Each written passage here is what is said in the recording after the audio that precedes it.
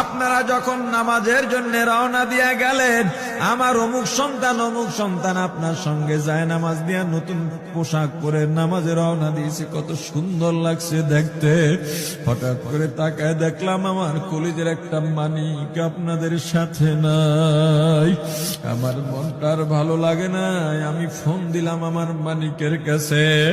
Phone receive করে বলে, মা নাস্তা বানাইছি, খাইছি, এখনো ছুটিতে আছি, আনন্দ করতেছি, ঘোরাফেরা করতেছি, কিন্তু আমি মায়ের মন।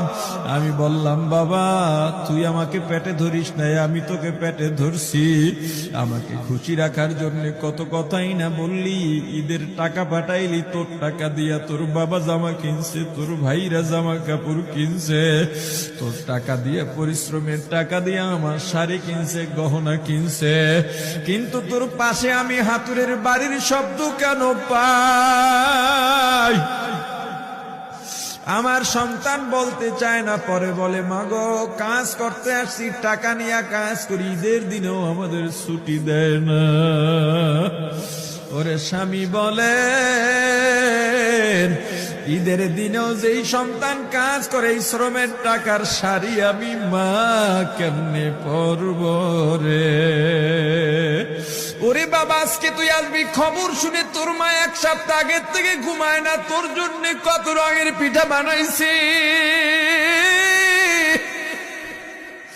তোর জন্য কত আয়োজন, আমি তোর মাকে কি বলবো বাবা বল। বাবা সন্তানের লাশ অ্যাম্বুলেন্সে উঠে বাড়ির দিকে রওনা দিছে। আহারে বাড়ির কাছাকাছি আসছে, এদিকে মা দরজায় গিয়ে অপেক্ষা করতেছে, গাছের আড়াল দিয়া পথের দিকে তাকায় আছেন। দেখেন একটা গাড়ি আসতেছে, মায়ের সে কি আনন্দ, বাড়ির মধ্যে দৌড় দিছে, তোরা কই তাড়াতাড়ি আয়, ফুলের মালাগুলা নিয়ে আয়, গাড়ি এসে পড়ছে।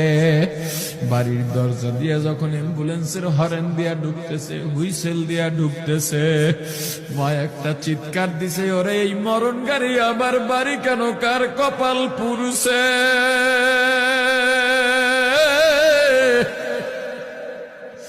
অ্যাম্বুলেন্সের দরজা খুলে তাকায় দেখি কলিজার টুকরা সন্তান